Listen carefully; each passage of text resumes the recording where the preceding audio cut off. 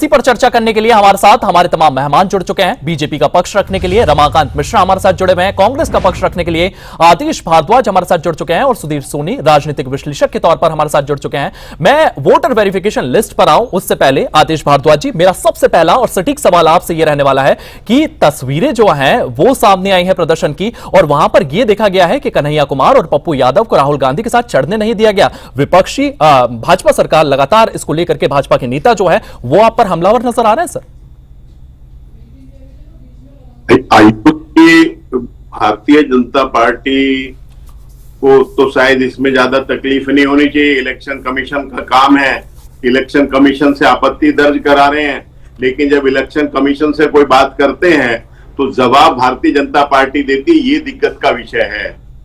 तो ऐसा क्यों होता है कि जब भी कोई सवाल इलेक्शन कमीशन से पूछा जाता है तो इलेक्शन कमीशन के प्रवक्ता की तरह भारतीय जनता पार्टी सामने आती है, लेकिन इलेक्शन कमीशन एक भी ऑथेंटिक जवाब नहीं देता, ऑथेंटिक वोटर लिस्ट नहीं दिखाता। बहुत सारे सवाल इलेक्शन कमीशन के ऊपर उठाए गए, उंगलियां उठाई गई, लेकिन कहीं वो उनके जवाब नहीं देता। आज एक नई तरह का ये निरीक्षण का कार्य चल रहा है, और निरीक्षण के कार्य में जो 11 चीजें मांगी गई हैं उनमें जो लोग सबके पास जो सहज उपलब्ध है, आधार कार्ड, वोटर कार्ड, उसको जो है नहीं लिया जा रहा, और तो लोगों की कहीं ना कहीं तकलीफें बढ़ रही हैं, और लोगों के मन में एक डर है कि मेरे पास दूसरा कोई डॉक्यूमेंट्स नहीं है जिसके कारण मैं वोट से वंचित रह जाऊंगा। जी, रमाकांत जी से जवाब ले लेता हूं मैं। रमाकांत मिश्रा जी, जिस तरीके से यहां पर आरोप लगाए जा रहे हैं कि लोगों की परेशानियां जो है वो बढ़ती हुई नजर आ रही है, जिस तरीके से इलेक्शन कमीशन की ओर से ये तमाम नियम कायदे जो है वो बिहार चुनाव के पहले जारी कर दिए गए हैं, और कांग्रेस के तमाम नेता जो है इस बात का जिक्र कर रहे हैं कि चुनाव के पहले ही इस तरीके के वेरिफिकेशन की जरूरत क्यों पड़ी? नहीं, इसमें एक चीज मैं आपको कांग्रेस के प्रवक्ता यहाँ पर आदेश जी को मैं बताना चाहता हूँ, ये तो ईसीआई का, इलेक्शन कमीशन का रूटीन एक्सरसाइज होता है। मैं आप पे चैनल के माध्यम से स्पष्ट कर देना चाहता हूं कि ये तो रूटीन एक्सरसाइज है। क्या दिल्ली में जो चुनाव हुए उसमें क्या रूटीन एक्सरसाइज नहीं था? ये तो हमेशा से ही हमने देखा है, चाहे वो राजस्थान हो या कोई भी प्रदेश के अंदर में चुनाव होगा, या आप लोकसभा का भी चुनाव देखेंगे तो ईसीआई उसको अपग्रेड करती है, अपडेशन करती है। ये रूटीन एक्सरसाइज है। लेकिन पता नहीं कांग्रेस के नेता हो चाहे आरजेडी के नेता हो, इसको समझने की कोशिश नहीं करते। मुझे लगता है ये गलत इंटरप्रिटेशन कर रहे हैं ये लोग। ये जो व्याख्यान है ये बिल्कुल गलत कर रहे हैं।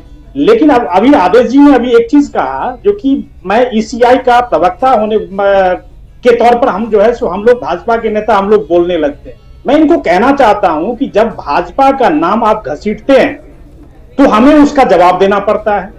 आप निश्चित तौर पर ईसीआई एक स्वतंत्र स्वायत्त संस्था है, उसके पास जाइए और उससे पूछिए क्या रूटीन एक्सरसाइज नहीं होती। राजनीतिक विश्लेषक हैं, उनसे भी जान लेते हैं। सर, जिस तरीके से यहां पर आपने सुना, आतिश भारद्वाज जी को आपने सुना, रमाकांत मिश्रा जी को आपने सुना, और रमाकांत मिश्रा जी की ओर से यह कहा गया है कि एक रूटीन एक्सरसाइज है, और चुनाव आयोग की ओर से भी यह कहा जा रहा है कि तमाम बांग्लादेशी जो है वो भी आधार कार्ड बनवा लेते हैं, वोटर कार्ड बनवा लेते हैं और वोट डाल देते हैं। तो इस तरीके के एक्सरसाइज होना क्या पारदर्शी तरीके से होना, यह सही है सर, या इसका राजनीतिकरण हो रहा है? आयुष जी, सूर्य चैनल के दर्शकों को और आपको नमस्कार।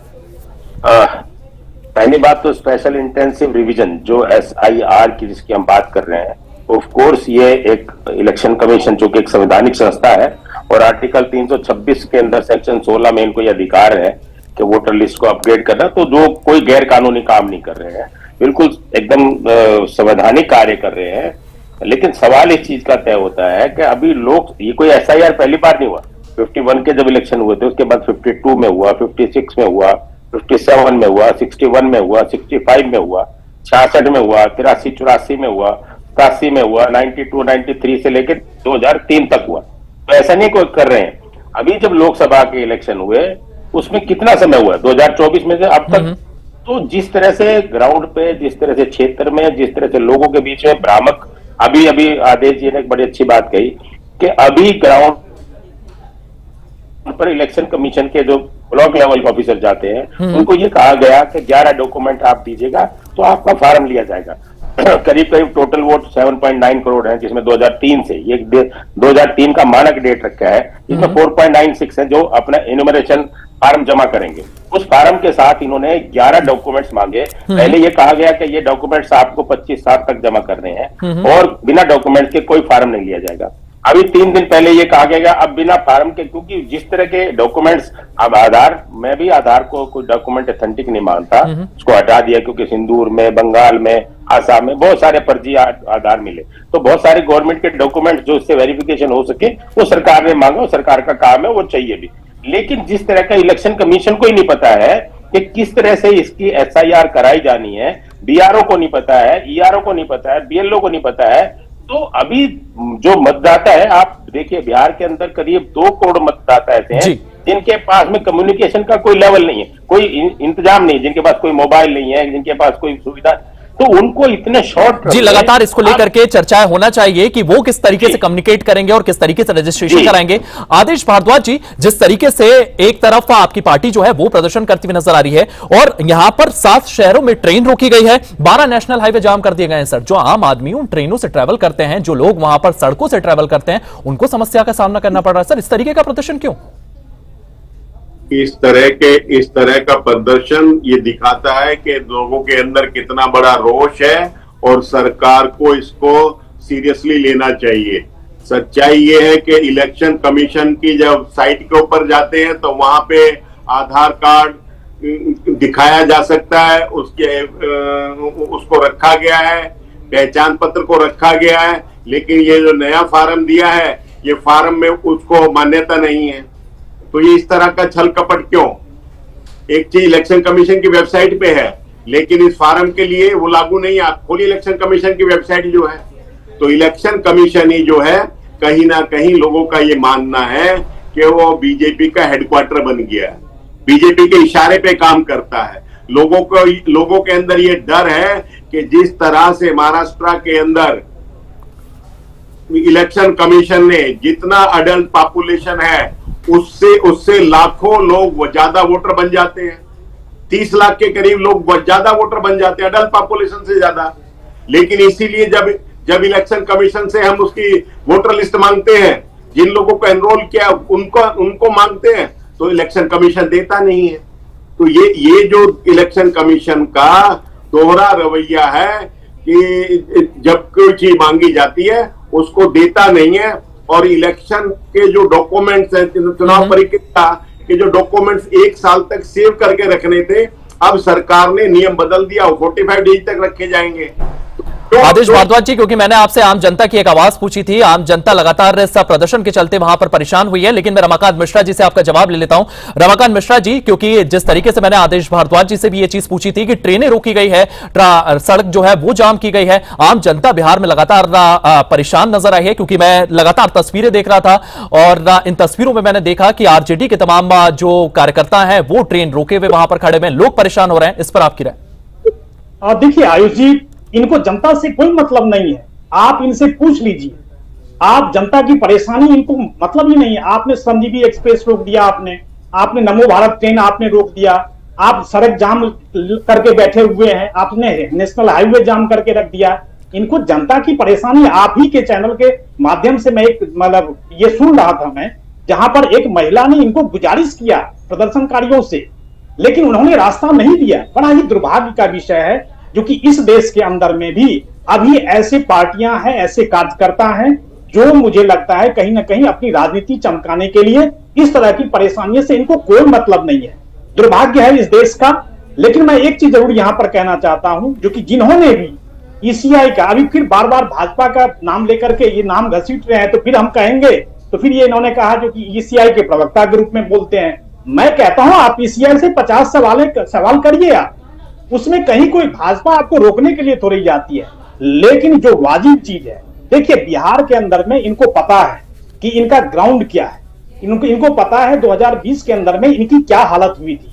मैं वही चीज कहता हूं 2025 के अंदर में भी इनकी यही हालत होगी। इनके पास न ग्राउंड है, न तथ्य है, न विषय है, तो किसी न किसी वजह से इनको ईसीआई के माध्यम से हो, चाहे वोटर लिस्ट के माध्यम से, कोई ऐसे विषय लेकर के इनको चक्का जाम करना है। और जी, क्योंकि आपने रमाकांत मिश्रा जी विषयों का नाम लिया है, तो मैं आदेश भारद्वाज जी के पास वापस आना चाहूंगा। आदेश भारद्वाज जी, वोटर लिस्ट के नाम पर यहां पर प्रदर्शन किया जा रहा है, क्या इस प्रदर्शन की जगह कांग्रेस अगर युवाओं के रोजगार के लिए वहां पर प्रदर्शन करे, कॉलेज की व्यवस्था के लिए प्रदर्शन करे, इंफ्रास्ट्रक्चर के लिए प्रदर्शन करे, तो बनता भी है, लेकिन इस तरीके का प्रदर्शन जिस तरीके से देखने को मिल रहा है, कहीं ना कहीं ये राजनीतिक प्रदर्शन से जोड़ते हुए बीजेपी नजर आ रही है सर यहां पर।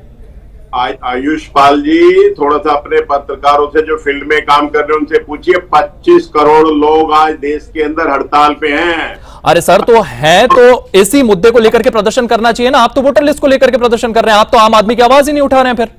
तो आयुष जी, इनको मैं तो कह रहा हूं, इनको जनता की परेशानियों से कोई मतलब नहीं है, इनको जनता की परेशानियों से कोई मतलब नहीं। आपने देखा होगा जो कि किस तरह से 5 साल के अंदर में जिस तरह से वहां की जो सरकार है किस तरह से काम कर रही है, तो मुझे लगता है जो कि जनता के सामने में क्या लेकर के जाएंगे, क्या विषय लेकर के जाएंगे। जब सरकार अच्छा काम कर रही है, चाहे आप देखेंगे, चाहे वो इंफ्रास्ट्रक्चर को लेकर के हो, चाहे लॉ एंड ऑर्डर को लेकर के हो, कांग्रेस और आरजेडी के पास कोई विषय नहीं है। निश्चित तौर पर यह विषय इनको लगता है। जी रमाकांत जी, मैं आदेश भारद्वाज जी से जवाब ले लेता हूं। आदेश भारद्वाज जी। आयुष जी, आज ही गुजरात के अंदर किस तरह से पुल गिरा है, रोज पुल गिरने लग रहे हैं, एयरपोर्ट बनाते हैं उसकी छत उड़ जाती है, 5 फरवरी को नमो ट्रेन का उद्घाटन करते हैं, 2 महीने बाद उसकी छत उड़ जाती है, प्रधानमंत्री ने उद्घाटन किया। अरे भाई, बकस तो इस देश को जो है ये पैसा लो चंदा दो का धंधा सुप्रीम कोर्ट ने तो बंद कर दिया, लेकिन अब अंडर टेबल आपने शुरू कर रखा है। उसी ठेकेदार को काम मिलेगा जो इनको पैसे देगा। भ्रष्टाचार इतना बढ़ गया जिसका कोई हिसाब नहीं है। आम जनमानस को अपने इलाज के लिए भी कोर्ट में जाना पड़ रहा है। कल ही दिल्ली के एलएनजेपी हॉस्पिटल के अंदर, रमाकांत जी भी दिल्ली में रहते हैं, 3700 लोग एक हॉस्पिटल में भर्ती हैं और उनको सुप्रीम कोर्ट में जाके गुहार लगानी पड़ रही है। कोर्ट ने नोटिस जारी किया है। जी, मैं रमाकांत मिश्रा जी से आपका जवाब लूंगा, लेकिन उससे पहले मैं सुधीर सोनी जी के पास जाना चाहूंगा। जी है, ना कोई जनप्रतिनिधि सुन रहा है, जी, मैं सुधीर सोनी जी के पास जाना चाहूंगा। सुधीर सोनी जी, क्योंकि यहां पर बिहार की अगर बात करें तो बिहार में लगातार पलायन की समस्या बनी हुई है, इंफ्रास्ट्रक्चर की समस्या वहां पर देखने को मिलती है और कई समस्याएं, लेकिन विपक्ष जो है वो लगातार वोटर लिस्ट को लेकर के यहां पर सवाल उठा रहा है। क्या हमें उन केंद्रित मुद्दों पर ही जाना चाहिए, उनके लिए आवाज उठाना चाहिए? निश्चित तौर पे जो मुद्दे हैं इस समय देश के सामने, गंभीर मुद्दे हैं, महंगाई का मुद्दा है, बेरोजगारी और मुद्दे हैं, पार्टियां सब सक्षम है समझने में, तो मैं जरूर मानता हूं। लेकिन मेरा ऐसा मानना है कि आप आयुष जी एक चीज समझिए, जो इलेक्शन कमीशन है, जब इसके संवैधानिक रूप से जब इसकी बनाया गया इसको, तो ये लोगों के लिए बनाया गया था, लोगों के द्वारा बनाया गया था। ये इसलिए बनाया गया था कि हर आदमी को जो लास्ट लाइन में खड़ा हो उसको अपने वोट को डालने का अधिकार प्राप्त हो। तो उस लाइन के ऊपर में ये कोई गैर कानूनी काम नहीं कर रहा है। इलेक्शन 2026 तक आप देखिए, 2026 तक तो ये जो SIR है वो रिवीजन होनी है सब जगह। 2003 के बाद कहीं नहीं हो 20 साल में। तो 20 साल में अंदर, जैसे अभी आपने कहा, अर्बनाइजेशन भी हुआ है, लोग फ्रीक्वेंट माइग्रेट भी किए हैं, जो यंग जनरेशन जो अब आई है वो ऐड भी हो रहे हैं, और जो लोग मर गए उनको भी रिपोर्ट नहीं किया गया। तो इसमें कोई दो राय नहीं, कोई गैर संवैधानिक काम नहीं कर रही है जो इलेक्शन कमीशन है, वो कोई गैर संवैधानिक काम। जी, आदेश भारद्वाज जी से मैं इसका जवाब ले लेता हूं। आदेश भारद्वाज जी, सुधीर सोनी जी को आपने सुना, उनकी ओर से साफ तौर पर कहा गया है कि इस तरीके का रिवीजन जो है वो इलेक्शन कमीशन की ओर से किया ही जाता है, फिर इस रिवीजन को लेकर के इतना विरोध क्यों? आयुष जी, निरीक्षण का किसी को कोई दिक्कत नहीं है, निरीक्षण की तो कोई दिक्कत ही नहीं है। मैंने तो आपको कहा कि किस तरह से जो है, जो लोग प्रदेश के अंदर दूसरी जगहों पे काम करने के लिए गए हैं वो किस तरह से करा पाएंगे, और उन्हीं के ऊपर रिस्पॉन्सिबिलिटी छोड़ दी गई है। 11 डॉक्यूमेंट्स मांगे गए हैं, वो डॉक्यूमेंट्स ऐसे लोगों के पास नहीं है जो इलेक्शन कमीशन आज तक मांगता आया था। हर निरीक्षण आयुष जी, मैं जवाब देना चाहता हूं। गया है, उनको हटा दिया गया है। ये एक षड्यंत्र रचना चाहते हैं। उस षड्यंत्र के तहत 20% से ज्यादा लोगों का वोट काट के महाराष्ट्र के पैटर्न के ऊपर दूसरी जगहों से लाके वोटों को जोड़ के और कहीं ना कहीं छल कपट के साथ चुनाव जीतना चाहते हैं। ये साफ दिखता है, लोगों के अंदर ये भावना है। लोग इस बातों को जगह जगह जाके कह रहे हैं। किस तरह से इलेक्शन कमीशन की नियुक्ति के अंदर एक प्रधानमंत्री, सुप्रीम कोर्ट के चीफ जस्टिस और लीडर ऑफ अपोजिशन 3 लोग मिलकर उसकी नियुक्ति करते थे, सरकार ने उसको ऑर्डिनेंस के तहत बदला, बाद में पार्लियामेंट से कानून बनाया। जी। एक प्रधानमंत्री, एक उनके चहेते मंत्री और एक लीडर ऑफ अपोजिशन, जब वहां पे मेजोरिटी से डिसीजन होता है तो फिर तो कोई औचित्य ही नहीं जी रहा। रमाकांत मिश्रा जी से मैं बस रिएक्शन ले लूं एक आखिरी। उसी देखिए आयुष जी, मैं यहाँ पर बताना चाहता हूँ, जो इन्होंने कहा, पहली बात तो इन्होंने कहा जो कि बहुत कम समय में, मैं आपको बता देना चाहता हूँ, जो 24 जून को नोटिफाई हुआ था और 25 जुलाई तक ये चलेगा। ये मात्र मैं कल का डाटा दे रहा हूं, जो कि इसमें 2.25 करोड़ ऐसे प्रपत्र हैं जो ईसीआई के साइट पर अपलोड हो चुके हैं। और मुझे लगता है जो कि ईसीआई पूरी तरह से अपने आप को तैयार करके वहां पर बैठी है और 25 जुलाई तक ये काम पूरा कर लिया जाएगा। दूसरी चीज ये है जो कि इन्होंने कहा 11 दस्तावेज नहीं दिखाने हैं, उसमें से केवल एक दस्तावेज दिखाना है। आपके चैनल के माध्यम से बताना चाहता हूं, ये जो महागठबंधन की जितनी भी पार्टियां हैं वो यहाँ पर जनता को भ्रमित करने का प्रयास कर जी लगातार इस मामले को लेकर के आप तीनों हमारे साथ जुड़े, आप तीनों ने अपनी बात रखी क्योंकि समय की कमी है, इसके लिए आप तीनों का बहुत बहुत धन्यवाद। तो बिहार में लगातार सियासत जारी है, वोटर लिस्ट को लेकर के लगातार सियासत देखने को मिल रही है, लेकिन सबसे बड़ा मुद्दा यहां पर यह है कि क्या बिहार के उस आम आदमी की आवाज सुनी जा रही है, क्या बिहार में रोजगार को लेकर के आवाज सुनी जा रही है, बिहार के विकास को लेकर के आवाज सुनी जा रही है। लेकिन विपक्ष जो है वो लगातार वोटर लिस्ट को लेकर के प्रदर्शन करता हुआ नजर आ रहा है। अब देखना होगा कि बिहार की जनता अपने मत का उपयोग किस तरीके से आने वाले विधानसभा चुनाव में करती है। फिलहाल सूर्य विशेष में इतना ही। आप बने रहिए सूर्य समाचार के साथ।